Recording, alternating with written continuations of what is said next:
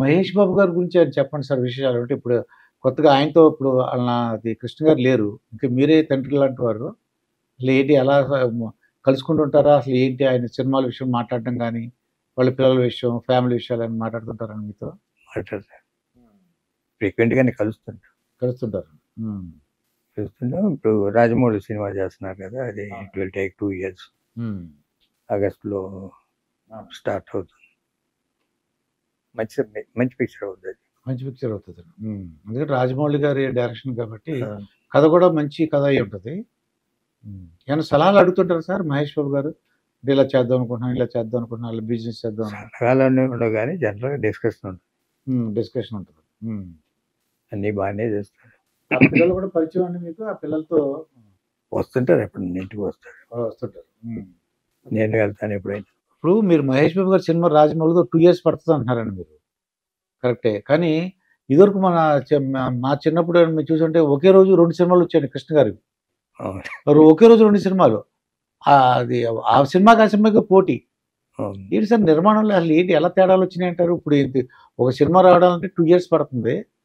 అప్పుడు ఒకే రోజు 2 సినిమాలు. వారంలో 3, 4 పిక్చర్‌లు వచ్చేసాయండి. అంటే ఇప్పుడు సబ్జెక్టు, హ్మ్. ఒక క్యారెక్టర్‌లో ఈ ప్రీ ప్రొడక్షన్ వర్కు ఇయన్నీ ఎక్కువుంటున్నాయి. గ్రాఫిక్సు, హ్మ్. పోస్ట్ ప్రొడక్షన్ కూడా చాలా వర్క్ ఉంటుంది. పోస్ట్ ప్రొడక్షన్ గూడా. హ్మ్. ప్రొడక్షన్ టైము లిమిటెడ్‌గా ఉన్నా, ప్రీ ప్రొడక్షన్ వర్క్ ఎక్కువుంటుంది. పోస్ట్ ప్రొడక్షన్ వర్క్ ఎక్కువుంటుంది. హ్మ్. అంటే పర్ఫెక్షన్ కోసం చేస్తున్నారు. ఆ! చేసి మళ్ళీ అవసరమైతే రీషూట్ చేయటం. ఇయన్నీ ఉండేయి. పాతకాలంలో కూడా ఉండేయి గానీ, మా అన్నయ్య 15, 16 సినిమాలు చేసిన రోజులు చాలా ఉన్నాయి. నెలకా లేతే సంవత్సరానికో మనండి? సంవత్సరానికి ఆ! 15, 16 సినిమాలు చేశాను. 15, 16 సినిమాలు. ఇప్పుడైతే అలా 2 ఇయర్స్‌కో, 3 ఇయర్స్‌కో ఒక మూవీ వస్తుందండి. నేను ప్రొడ్యూస్ చేసి 7, 8 పిక్చర్‌లు ఒక సంవత్సరం చేశానండి కొన్నేళ్ళు. 7 అది 7, 8 పిక్చర్స్ వచ్చేసాయి. 7, 8 పిక్చర్‌లు రిలీజ్ అయ్యాయి. మేము ఓన్‌గా తీసినయి. అవునండి. ఓన్‌గా తీసినయి. అలా హిందీ ఓ 3 సినిమాలు, తెలుగు 2 సినిమాలు, తమిళ్ ఒకటి, బెంగాలీ ఒకటి. అట్లా 7, 8 సంవత్సరాలు 7, 8 పిక్చర్‌లు చేసిన సంవత్సరాలు ఉన్నాయి. అంటే అప్పుడు విసుగు, విరామం ఉండేది కదా సార్ కొద్దిగా అబ్బా! ఇదేంట్రా బాబు అని. ఆ! ఇంట్రెస్ట్‌గా చేసేవారు అంతే. కుదరదు. అంటే కథ కుదిరేది, డైరెక్టర్ కరెక్ట్‌గా ఉండేవారు. ఇప్పుడు రమేష్ గారి ఫ్యామిలీ ఇక్కడే ఉంటున్నారండి? అలా అంటే ఆ! అబ్బాయి, అమ్మాయి. అబ్బాయి, అమ్మాయి. వాళ్ళు మీ దగ్గర అంటే కనబడుతుంటారు మీకు. అమ్మాయేమో she is doing post graduation మెల్బోర్న్‌లో. మెల్బోర్న్ చదువుకుంది. ఈ ఆగస్ట్‌లో వచ్చేస్తది అయిపోతుంది. ఓకే అండి. బాబు అండి? బాబు అమెరికాలో ఫిల్మ్ టెక్నాలజీ ట్రైన్ అవుతున్నాడు. Film technology. హ్మ్. ఈ జూలైకి వచ్చేస్తాడు ఇండియాకి. నెక్స్ట్ మంత్ వచ్చేస్తాడు. నెక్స్ట్ ఇయర్ సినిమాల్లోకి. ఇప్పుడు ఎప్పుడన్నా ఈ రీసెంట్ షూటింగ్ చూస్తాం. క్యారవాన్ సంస్కృతి ఒకటి వచ్చిందండి. ఒక బస్సులు ఉంటాయి. ఆ హీరో గాని, మొత్తం యాక్టర్లందరూ ఆ షాట్ అయిపోయిన వెంటనే క్యారవాన్‌లోకి వెళ్ళిపోతున్నారు. అసలు 'అల్లూరి సీతారామరాజు' అన్నీ ఎలా తీశారు సార్? అప్పుడు నాకు అదే ఆశ్చర్యంగా ఉందండి నాకు.